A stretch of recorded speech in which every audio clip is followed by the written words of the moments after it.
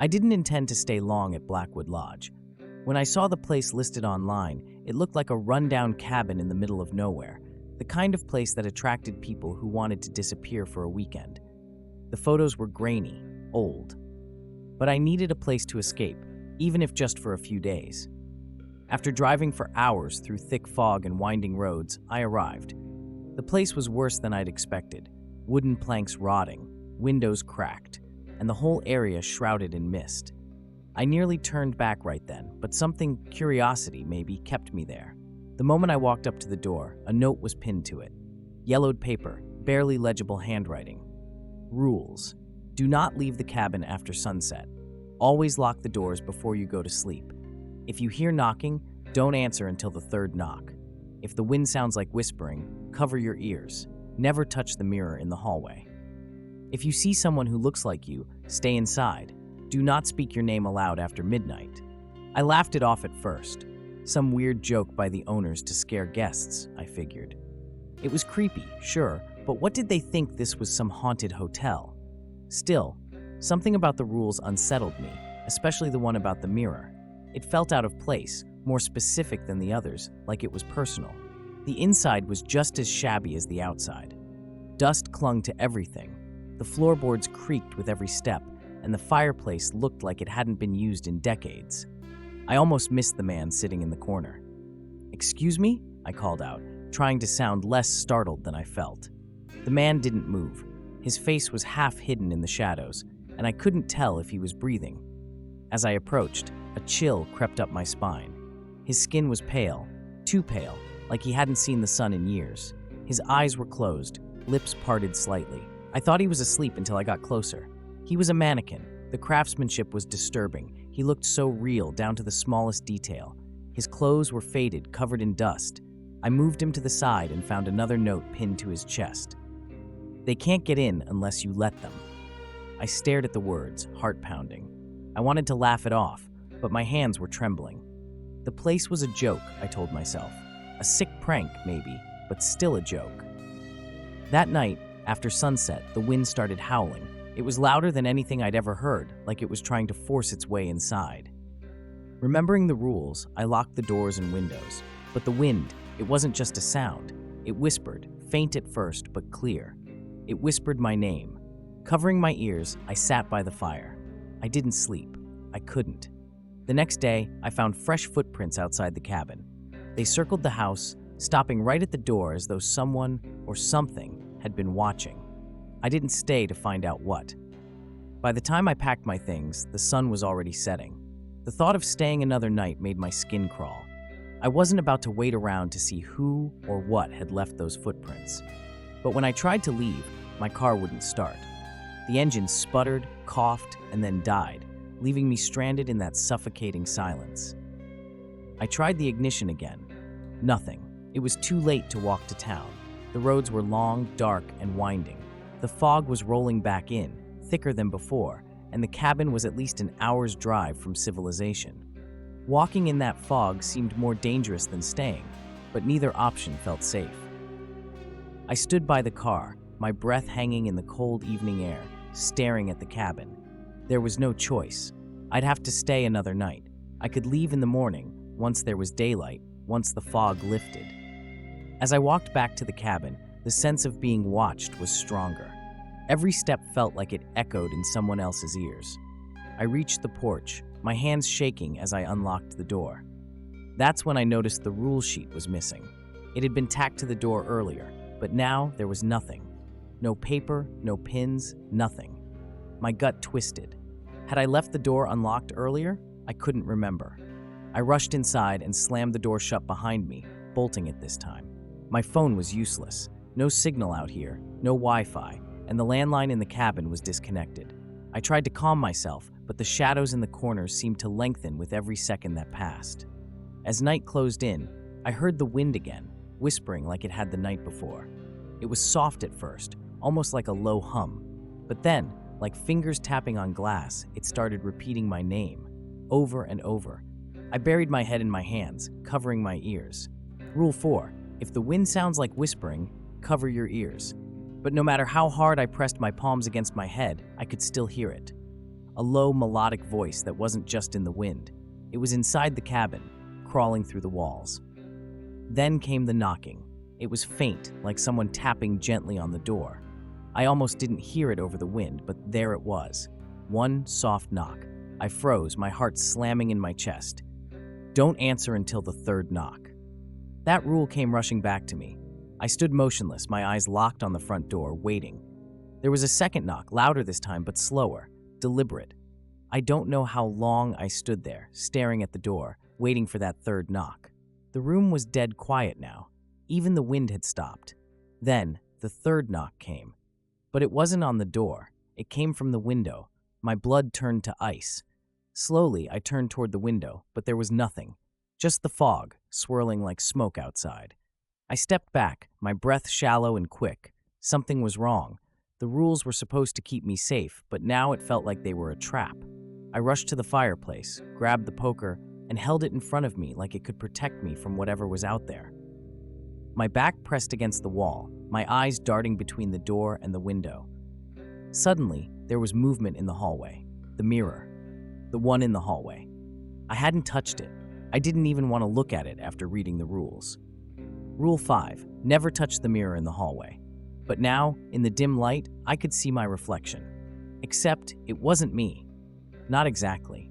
The figure in the mirror was twisted, distorted, like someone had stretched my features in a funhouse mirror. My eyes were too wide, my mouth slightly open, lips curled into a grotesque smile that I wasn't making. I blinked, but the reflection didn't change. Then, the figure in the mirror moved. It took a step forward, closer to the glass, as if it was trying to break through. My breath caught in my throat as I watched, unable to look away. Suddenly, it wasn't just my reflection anymore. There were others behind me, standing in the shadows, their faces half hidden, but watching. I spun around, but the room was empty. When I looked back in the mirror, the figures were gone. But my reflection was still there, still smiling that awful, twisted grin. I backed away, my heart pounding in my ears. Something was wrong with this place. The rules weren't just warnings, they were survival instructions. I had to leave. I grabbed my jacket, not caring about the fog anymore. I wasn't spending another night in that cabin. But when I reached the door, I stopped cold. There was a figure standing just outside. I couldn't make out the details through the fog, but it was tall, motionless, watching me. I blinked, thinking maybe it was a trick of the light, but it didn't disappear. It started to move, slow and deliberate, toward the door. I didn't wait to find out who or what it was. I bolted for the back exit, slamming the door behind me as I ran into the forest. The fog closed in around me, swallowing everything. But the rules echoed in my mind. Never leave after sunset. I didn't care. I had to keep running. As I stumbled through the woods, the whispers returned, louder now, like they were chasing me. And then I heard it again, the knocking. Not from the cabin this time, but from the trees, the ground, the sky. 3 knocks, over and over, coming from everywhere at once. That's when I saw them. Figures in the fog, surrounding me, their pale faces expressionless. They looked just like the figures in the mirror, and they were closing in. I don't know how long I ran. The fog wrapped around me like a suffocating blanket, thickening with every step. It didn't help that the ground beneath my feet seemed to pull me back, like it was resisting my every move. The figures followed, silent and steady, their eyes glowing faintly through the mist. No matter how fast I ran, they always seemed to be just a few steps behind. The forest wasn't endless, I told myself.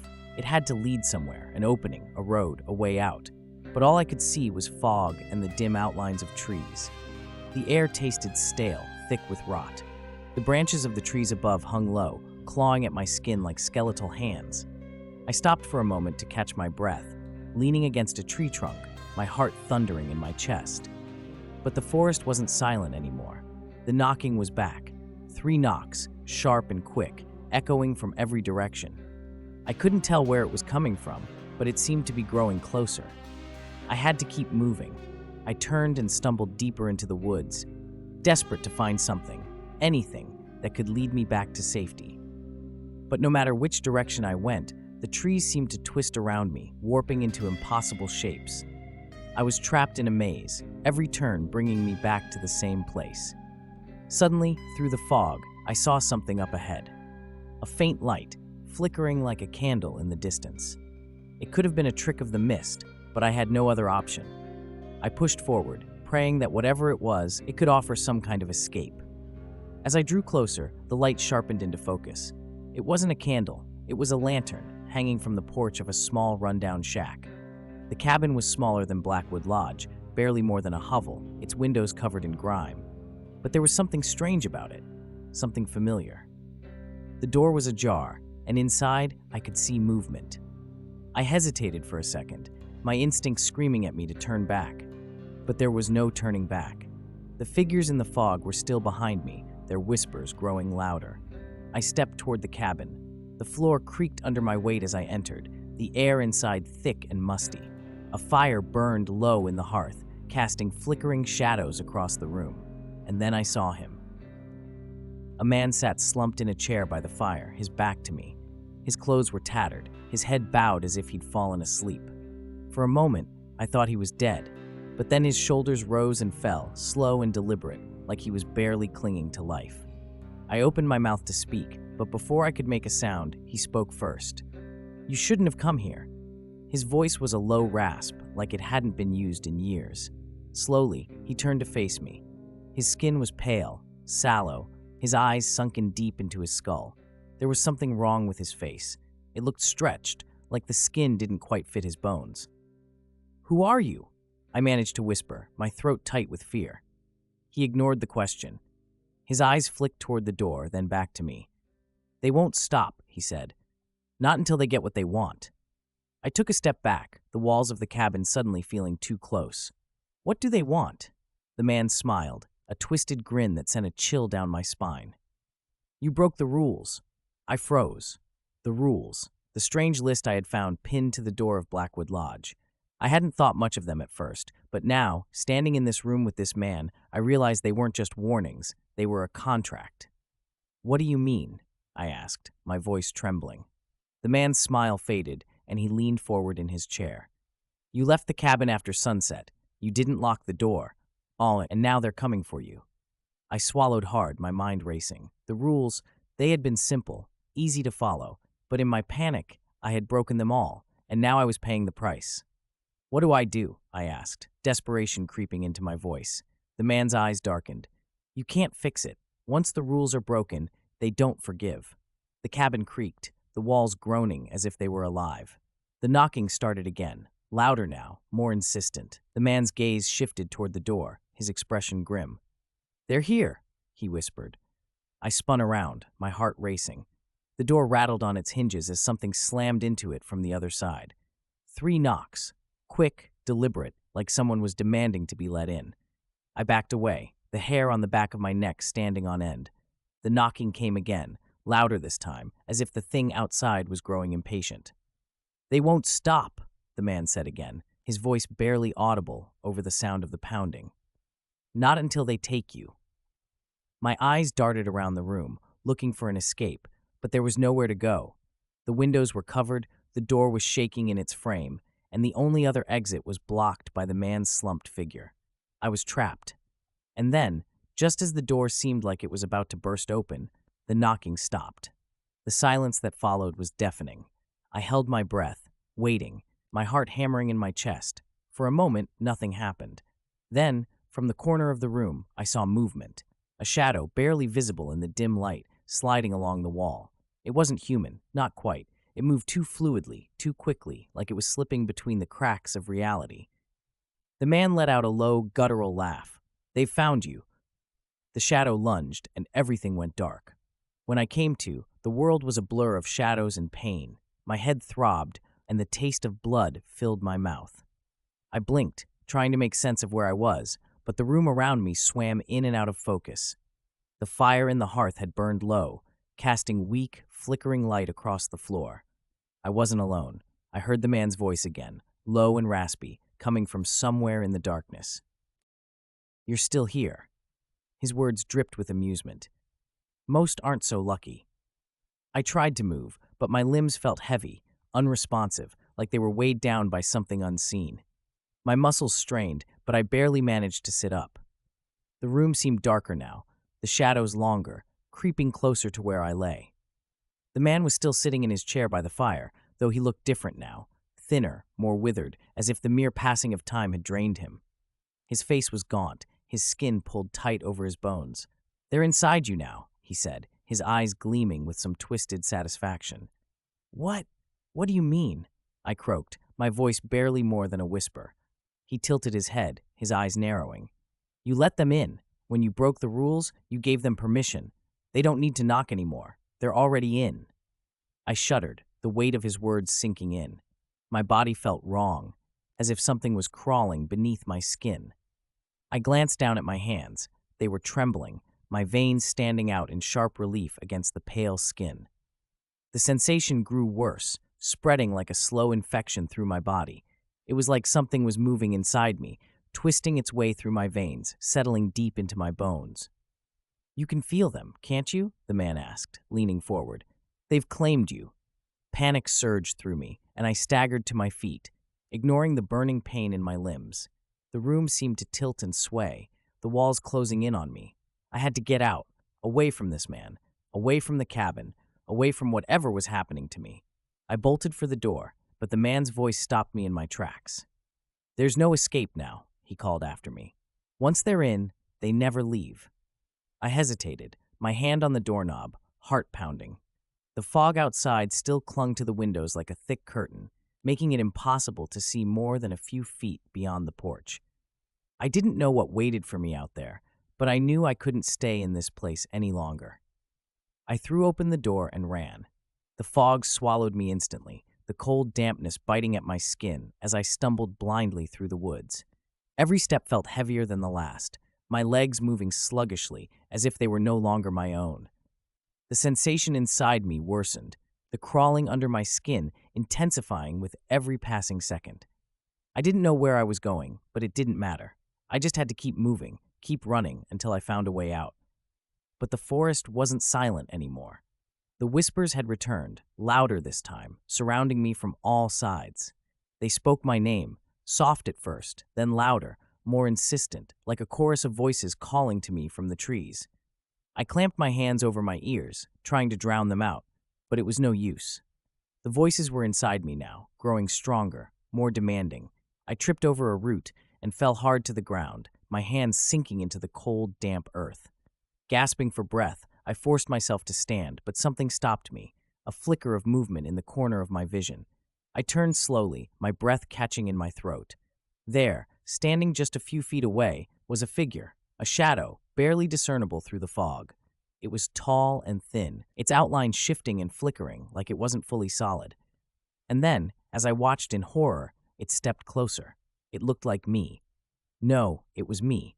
A grotesque version of myself, twisted and wrong, its eyes hollow and sunken, its mouth stretched into that same sickening grin I had seen in the mirror at Blackwood Lodge. My reflection, or whatever this thing was, stood perfectly still, watching me with those empty eyes. I backed away, heart racing, but I didn't make it far. The ground beneath me shifted, and I stumbled, my legs giving out from under me. I hit the ground hard, the wind knocked out of me. The figure moved closer, its steps slow and deliberate, until it was standing over me. I tried to scream, but no sound came out. My body was frozen, paralyzed by the overwhelming sense of dread that filled me. It knelt down, leaning in close, its face inches from mine.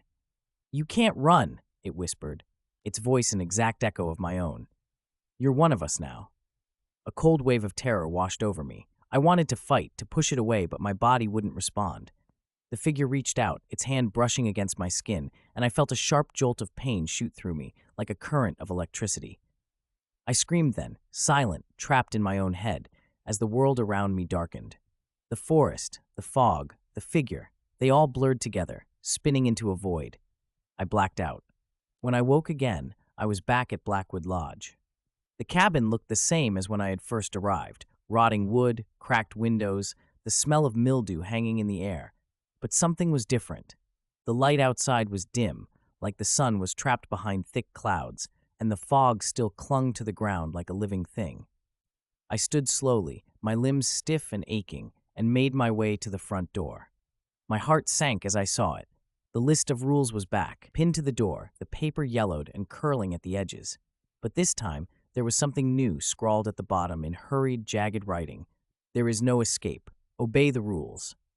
I stared at the words, my mind reeling. No matter what I did, no matter how far I ran, I always ended up back here.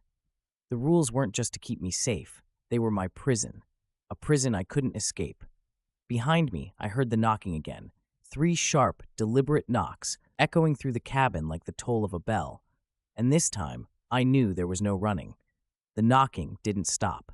3 knocks, slow, deliberate, echoing through the cabin as if the walls themselves were calling out to me. Each one felt heavier, reverberating in my bones. I stood frozen by the door, staring at the crumpled list of rules pinned to it, my mind racing. The new words at the bottom, scrawled in a frantic hand, seemed to pulse with menace. There is no escape. Obey the rules. Obey the rules. I swallowed hard, my throat dry. I didn't want to turn around, didn't want to face what was coming. But I couldn't stay like this, paralyzed, forever. My body felt foreign, heavy, slow, as if something was pulling me down. The whispers were back, swirling in the back of my mind like an old, familiar song. The knocking came again. I turned slowly, every instinct in my body screaming at me to run, even though I knew by now there was no use. The cabin was dim, the shadows stretching longer than they should. And there, just beyond the threshold of the hallway, stood the figure again. My reflection, or whatever it was. It looked exactly like me, only wrong. Its eyes were darker, hollow, the skin stretched tight over its face like a mask. The twisted grin was back, pulling its lips upward in a grotesque parody of my own expression. It just stood there, watching, waiting. The air in the cabin seemed to grow colder, the temperature dropping so fast I could see my breath cloud in front of me. My heart pounded in my chest, but I forced myself to take a step forward. I had no other choice. "Who are you?" I whispered, my voice barely audible. The figure's smile widened. It didn't answer. Instead, it raised a hand and pointed toward the mirror in the hallway. Rule 5. Never touch the mirror in the hallway. My pulse quickened. I had avoided the mirror for as long as I could, but now I realized I didn't have a choice. The rules had brought me here for a reason. I had broken them before, and it had brought me to the edge of madness. Maybe now, following them was the only way out. Slowly, I walked down the hallway, the figure never moving, just watching. I reached the mirror, the glass dark and warped, reflecting my surroundings but distorting them at the same time. My reflection stared back at me, but it wasn't like the figure. It looked like me, tired, pale, but still me. I hesitated, my hand hovering in the air. The rules said not to touch the mirror, and for a moment I considered turning back. But something pulled at me, some force, deeper than fear, urging me forward. I reached out and touched the glass. The instant my fingers brushed the surface, a shock ran through me. The mirror wasn't cold like I expected. It was warm, almost alive. The glass rippled under my hand like liquid, bending and twisting as if I dipped my hand into water. My reflection began to change. At first, it was subtle, a shift in the angle of my face, a flicker of movement in my eyes. But then the change grew more pronounced. My reflection started to smile, that same twisted grin the figure had worn. Its eyes darkened, the pupils shrinking to pinpricks, and the skin on its face seemed to tighten, pulling back unnaturally. I yanked my hand away, stumbling back, but it was too late. The figure in the mirror stepped forward, out of the mirror. It was me, but not me. It had crossed over, stepping into the hallway as if the mirror had been a door. The cabin seemed to warp around us, the walls twisting and bending as the air hummed with an unnatural energy. The reflection stood in front of me, that grin still plastered across its face, its eyes gleaming with something dark and hungry. "You shouldn't have broken the rules," it whispered, its voice an eerie echo of my own. I backed away, my heart hammering in my chest, but the reflection followed, moving in perfect sync with me. Every step I took, it took. Every breath I drew, it mirrored. "Leave me alone," I choked out, panic rising in my throat. The reflection tilted its head, the grin widening. "You are alone. We're all that's left." I hit the wall behind me, my hands searching for something, anything to defend myself. But there was nothing. The reflection closed the distance between us in a heartbeat, its face inches from mine now. I could see every detail, every flaw, every line, but twisted, distorted, as if it had been stretched and warped beyond recognition. And then, slowly, it reached out and placed its hand on my chest. Cold seeped through my skin, through my bones, freezing me to the core. I gasped, trying to pull away, but my body refused to move. "You belong to us now," it whispered. I felt a pull deep inside me, as if something was being drawn out. My vision blurred, and for a moment I saw double, my reflection and the real me, both standing in the same space, but overlapping. My head spun, and I felt myself slipping, my consciousness fading as the reflection pressed its hand harder against my chest. Then, just as quickly as it had begun, the pull stopped. I collapsed to the floor, gasping for breath. The room spun around me, the shadows warping and twisting. The reflection was gone, but I could still feel it, inside me, watching. The reflection tilted its head, the grin widening. "You are alone. We're all that's left." I hit the wall behind me, my hand searching for something, anything to defend myself. But there was nothing. The reflection closed the distance between us in a heartbeat, its face inches from mine now. I could see every detail, every flaw, every line, but twisted, distorted, as if it had been stretched and warped beyond recognition. And then, slowly, it reached out and placed its hand on my chest. Cold seeped through my skin, through my bones, freezing me to the core. I gasped, trying to pull away, but my body refused to move. "You belong to us now," it whispered. I felt a pull deep inside me, as if something was being drawn out. My vision blurred, and for a moment I saw double, my reflection and the real me, both standing in the same space but overlapping. My head spun, and I felt myself slipping, my consciousness fading as the reflection pressed its hand harder against my chest. Then, just as quickly as it had begun, the pull stopped. I collapsed to the floor, gasping for breath. The room spun around me, the shadows warping and twisting. The reflection was gone, but I could still feel it, inside me, watching. I staggered to my feet, my body weak and trembling. I looked at the mirror again, but the glass was still now, showing only my reflection. But something was different. My eyes, there was something in my eyes, a darkness that hadn't been there before. I stepped back, away from the mirror, my heart pounding. I needed to leave. I couldn't stay in this place any longer. The cabin, the rules, they were all part of something I couldn't escape. But as I turned to leave, something caught my eye. A new rule, scrawled in blood on the wall beside the door. Rule 8. There's no leaving after you've seen yourself. I froze, my blood turning to ice. The door creaked open on its own, revealing the thicker-than-ever fog outside. And standing in the doorway, barely visible through the mist, was the figure again. This time, it wasn't smiling. The figure in the doorway didn't move. It stood there, a dark silhouette against the swirling fog, as if it was waiting for something. Its presence filled the cabin with a suffocating dread, the kind that claws at your chest and makes it impossible to breathe. I couldn't take my eyes off it. It was me, or at least it looked like me, but the longer I stared, the more I noticed the differences. The way it stood too still, too stiff, like a puppet waiting for its strings to be pulled. The way its eyes glinted, empty and hollow, reflecting nothing. And the smile, it was gone now. The thing was watching me with a cold, detached expression, like I was nothing more than a curiosity. I backed away slowly, my breath shallow, my mind racing. Rule 8. There's no leaving after you've seen yourself. That rule was new, unwritten when I arrived, but it was a sentence now, as real as the pounding in my chest. I couldn't leave. Not anymore. "What do you want from me?"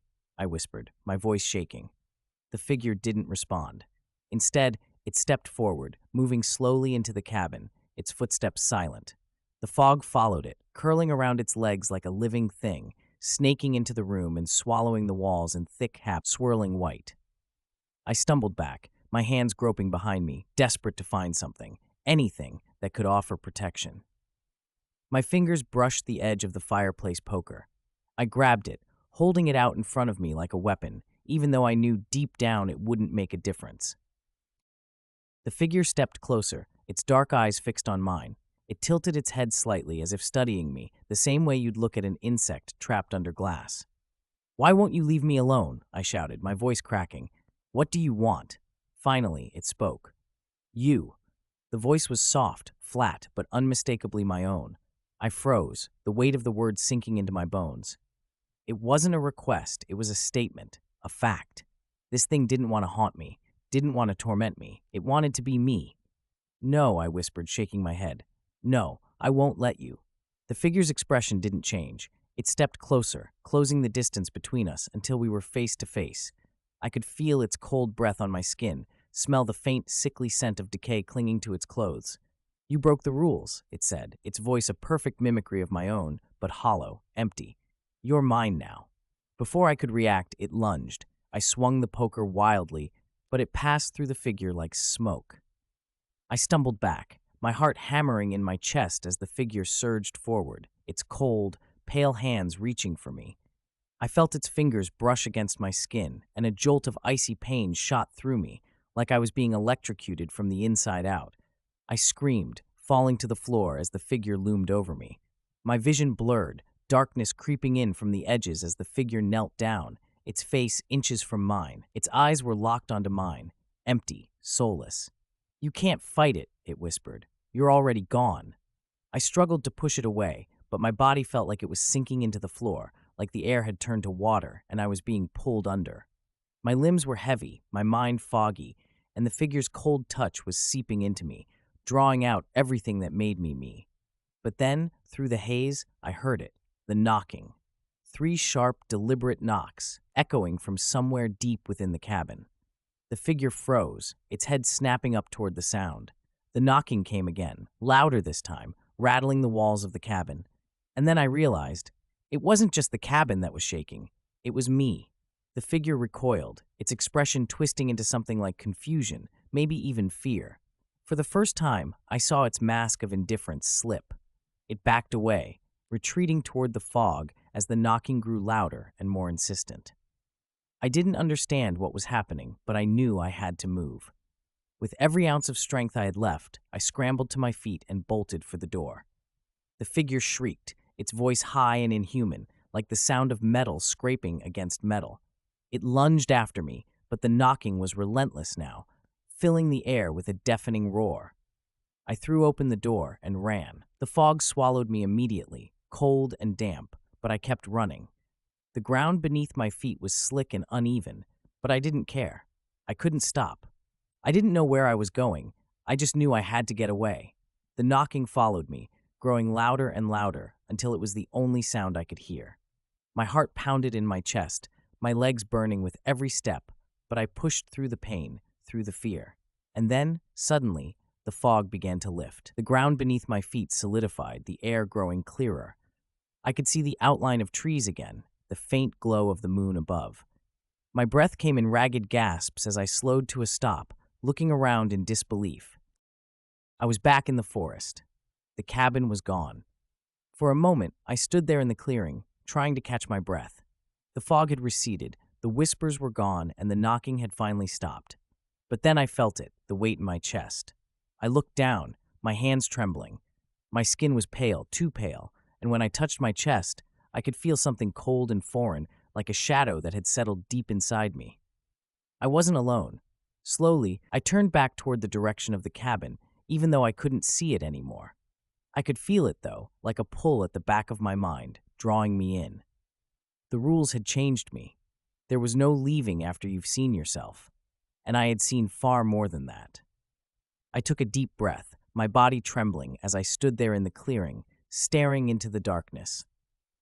I wasn't the same person who had entered Blackwood Lodge, and I never would be again. My name is Daniel Harris. I'm 34, a civil engineer from Chicago. At least, I used to be. I used to think of myself as a rational person, someone who believed in facts and science, things you could explain. The kind of guy who could look at a crumbling bridge or a failing structure and know exactly what went wrong. Now, I'm not sure what I believe anymore. I came to Blackwood Lodge to get away. It wasn't the first time I'd needed an escape. My work had always been demanding, deadlines piling up, contracts looming, the stress of managing a team of people who relied on me. But this time, it wasn't the job that drove me to find a cabin in the middle of nowhere. It was her. Sophie, my wife. Or at least she had been, until 6 months ago. We'd been together for 5 years, solid years, or so I thought. She was a high school teacher, smart, compassionate, full of life. But one day, out of the blue, she told me she couldn't do it anymore. The marriage, the life we'd built, it was too much for her. I never saw it coming. The way she packed her things and walked out of our apartment left a hole in my chest that no amount of late-night whiskey or sleepless nights could fill. I threw myself into my work, took on more projects than I could handle, hoping the constant grind would drown out the emptiness. But no matter how hard I worked, no matter how late I stayed at the office, the silence of my apartment would always catch up to me. That's when I found the listing for Blackwood Lodge, a small, isolated cabin deep in the woods. No phone service, no distractions. It seemed like the perfect place to clear my head, to get away from everything. I booked it without hesitation, and now here I was, standing in the middle of the forest, with no clear memory of how I got there, and no sense of how I was going to leave. The rules were still rattling around in my brain, the cold weight of their meaning settling in my chest. I wasn't alone anymore. The cabin had done something to me, something I couldn't explain. It had left a mark, inside and out. As I stood there in the clearing, I could still feel that pull, like the lodge was a part of me now, connected in some twisted way. It wasn't just a place I had stumbled upon. It was a trap, designed to lure people in and never let them go. I looked down at my hands. My skin was still too pale, my fingers trembling. The air around me felt heavy, almost suffocating, as if the fog had seeped into my very bones. I wasn't the same person who had entered Blackwood Lodge, and I couldn't shake the feeling that I never would be again. I had broken the rules, and whatever lived in that cabin wasn't finished with me. I thought back to the rules on the door, how simple they had seemed when I first arrived. Don't leave the cabin after sunset. Always lock the doors. Don't answer the knock until the third time. They sounded like the setup to a bad ghost story. But now, standing here, they felt more like a death sentence. How many others had come here? How many had tried to escape, just like me, only to end up trapped by the same rules? The thought made my stomach turn. I wasn't special. I wasn't the first. And I wouldn't be the last. I took a deep breath, the cool night air biting at my lungs, and started walking. I didn't know where I was going, but I couldn't stay in that clearing, couldn't risk going back to the lodge.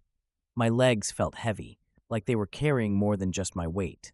Every step sent a shiver through my body, reminding me that something was wrong, deeply wrong. The forest was still, unnaturally quiet, as if even the animals had learned to stay away from this place. The only sound was the faint crunch of leaves under my boots and the steady thrum of my heartbeat in my ears. I thought about Sophie again. What would she think if she saw me like this? A man on the edge of sanity, running from shadows in the woods. Would she have laughed? Would she have tried to talk me down, like she used to when I'd come home from work, ranting about some project gone wrong?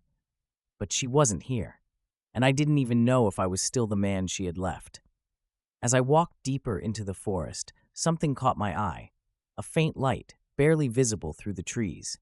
My first instinct was to avoid it, but I had no other choice. My options were running out. I moved cautiously, stepping through the underbrush until I reached the source of the light. It was another cabin smaller than Blackwood Lodge, but no less eerie. The windows were dark, the porch sagging under the weight of neglect, but a lantern hung from the front post, its soft glow cutting through the fog. I hesitated, my breath catching in my throat. The last time I entered a cabin, it had nearly cost me my life, or worse. But something about this place felt different. There were no rules pinned to the door, no strange warnings etched into the wood, just silence. I approached the cabin slowly, my heart pounding. I reached for the doorknob, but before I could touch it, the door swung open on its own. Inside, the air was cold, still. I stepped over the threshold, my body tense, ready for anything. And then I saw it. There, sitting in a chair by the fire, was a woman. She was turned away from me, her long hair draped over the back of the chair. I couldn't see her face, but something about her felt familiar. "Sophie?" I whispered, the words slipping out before I could stop it. The woman didn't move. My chest tightened, my legs trembling as I took another step closer. "Sophie?" I called again, louder this time. Slowly, the woman turned to face me, but it wasn't Sophie, it was me. The moment I saw her face or my face, I staggered back, my breath catching in my throat. The woman sitting in the chair was me, or at least she looked like me, just as the figure in the fog had. But this time, the resemblance was even more unsettling, down to the smallest detail. The same stubble on my chin, the same tired eyes, the same weariness etched into every feature.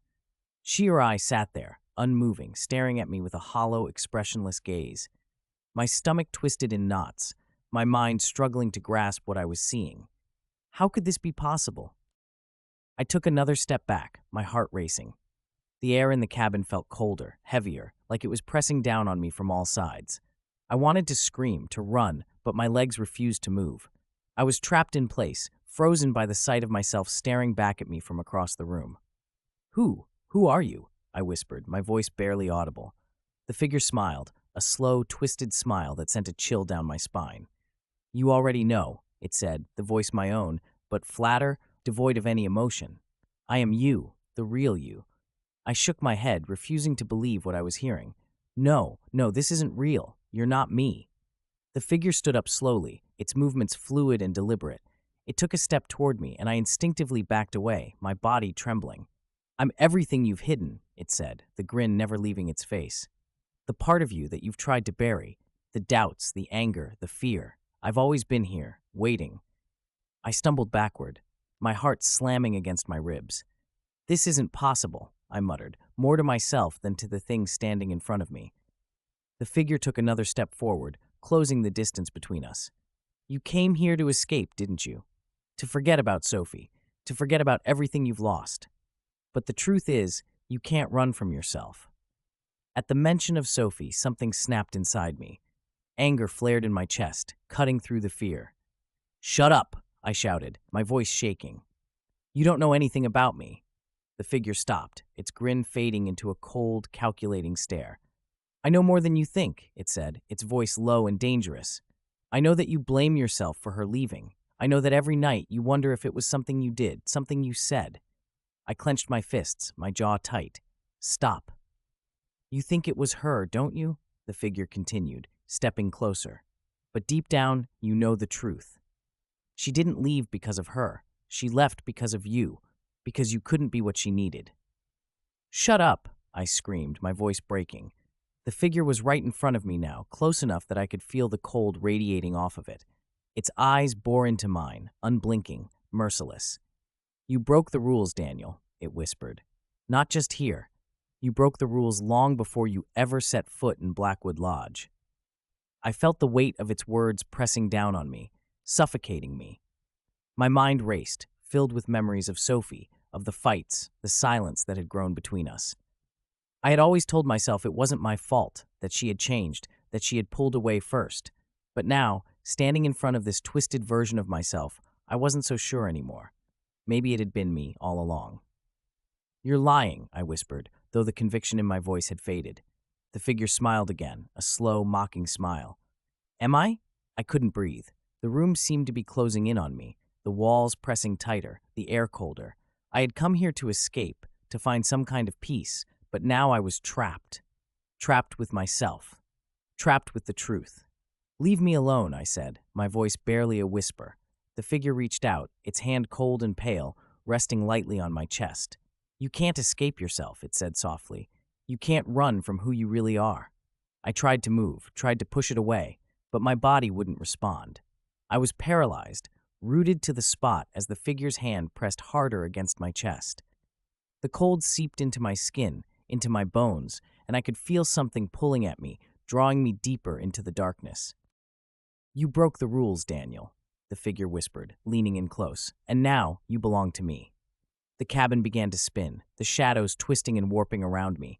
I could feel myself slipping, my mind unraveling, as if the very essence of who I was being drained away. I was losing myself, piece by piece, to the thing standing in front of me. And then, just as suddenly as it had begun, the pull stopped. The figure stepped back, releasing me. I stumbled, gasping for breath, my chest heaving as I fought to stay upright. The room was spinning, my vision blurring, but I could still see the figure standing there, watching me with that same cold, empty gaze. "You have to make a choice," it said, its voice eerily calm.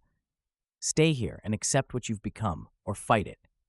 I looked up, my vision clearing just enough to meet its eyes. "How? How do I fight it?" I asked, my voice barely more than a rasp. The figure tilted its head, a small, knowing smile playing on its lips. You already know the answer, it said. You've always known. I shook my head, confused. What are you talking about? The figure took a step closer, its voice lowering to a whisper. The rules, Daniel. The rules are the key. I blinked, my mind racing. The rules, the strange cryptic rules that had been pinned to the door when I arrived. They had seemed like nonsense at first, just a weird set of warnings. But now, they felt like my only way out. The figure smiled again, stepping back into the shadows. You have until dawn, it said, its voice fading as the fog swallowed it whole. After that, there's no turning back. And then, just like that, it was gone. I stood there for a moment, trembling, trying to make sense of what had just happened. My body ached, my mind was foggy, but one thing was clear. If I wanted to survive, if I wanted to escape, I had to follow the rules. But there was one problem. I didn't know what the final rule was. I stood there, my reflection gone, the cabin eerily silent. I'd passed through the mirror, or at least, it felt like I had. My mind was spinning with the cryptic words of my doppelganger, but one thing was clear. I wasn't getting out of here without following the rules. The final rule, the one I hadn't figured out yet, was my last hope. I stepped back into the hallway, my footsteps soft on the creaking wooden floor. The silence in the cabin was unnerving, as if the building itself was waiting for something. Outside, the fog swirled, pressing up against the windows like a living thing, reminding me of the danger I had yet to escape. I needed to think. The rules had led me this far. If I could just figure out the last one, maybe I could still get out of here before dawn. But the thought gnawed at me. How do I follow a rule I didn't even know, the list on the door? That was my starting point. I moved quickly to the front of the cabin, where the list had been tacked to the door on my first night. But when I reached the entrance, the list was gone. The door was bare, as if no rules had ever existed at all.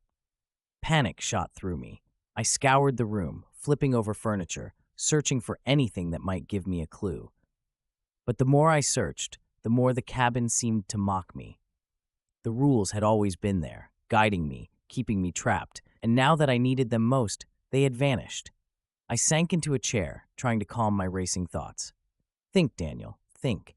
The rules were meant to be followed, meant to be obeyed. But what if the final rule wasn't written down because it was the most obvious? My mind raced back to the first few days I'd spent here. The cabin had its own strange rhythm. Its rules had demanded obedience, but they also warned of consequences. Every knock, every shadow, every word whispered through the wind had led me here. Maybe the final rule wasn't about the cabin at all. Maybe it was about me. I stood up, heart pounding.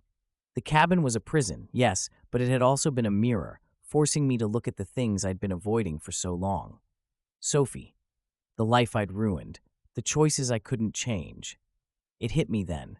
The rules hadn't just been about survival. They'd been about facing the truth I'd been running from. I didn't know if the cabin could hear me or if whatever had haunted this place was listening, but I took a deep breath and spoke aloud. I broke the rules because I was afraid. Afraid of what I'd done, of who I am. But I'm not afraid anymore.